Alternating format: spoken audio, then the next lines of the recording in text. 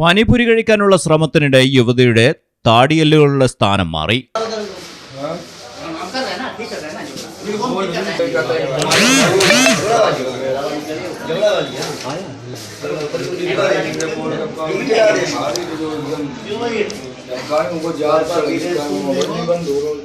ഉത്തർപ്രദേശിലെ ഔറയ്യയിലാണ് സംഭവം. ഇംഗിലാദേവി എന്ന സ്ത്രീയുടെ പതിവ് ശീലങ്ങളിൽ ഒന്നായിരുന്നു പാനിപൂരി കഴിക്കുന്നത്. എന്നാൽ കഴിഞ്ഞ ദിവസം പതിവ് പോലെ ബന്ധുവിനൊപ്പം പാനിപൂരി കഴിക്കാനെത്തിയ സ്ത്രീയെ കാത്തിരുന്നത് തീർത്തും അപ്രതീക്ഷിത സംഭവമായിരുന്നു.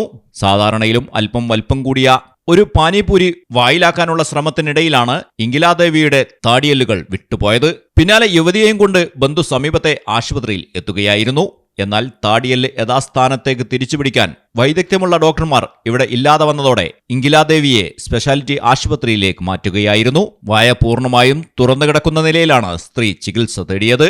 ആദ്യമെത്തിയ ക്ലിനിക്കിൽ നിന്നും പ്രാഥമിക ചികിത്സ നൽകിയ ശേഷമാണ് യുവതിയെ മറ്റൊരു ആശുപത്രിയിലേക്ക് മാറ്റിയത്. താടിയെല്ല് ഇത്തരത്തിൽ സ്ഥാനം തെറ്റുന്നത് അപൂർവമാണെന്നാണ് ഡോക്ടർമാരുടെ വിശദീകരണം. വളരെയധികം വേദന രോഗിക്ക് അനുഭവപ്പെടുന്ന അവസ്ഥകളിലൊന്നാണ് ഇതെന്നും വിദഗ്ധർ വിവരിക്കുന്നു.